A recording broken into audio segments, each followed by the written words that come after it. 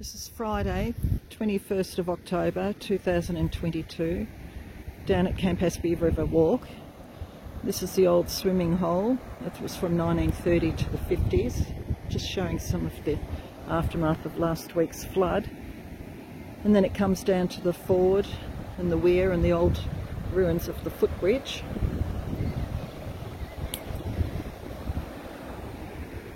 And you can see across there how high it came up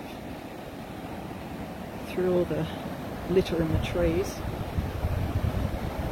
Just branches, leaves, etc., rushes.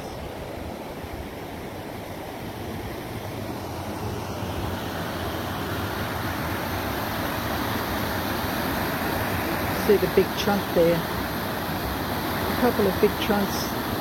They weren't there. They are now.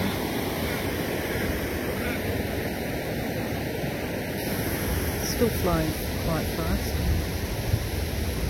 And here, dug out the path.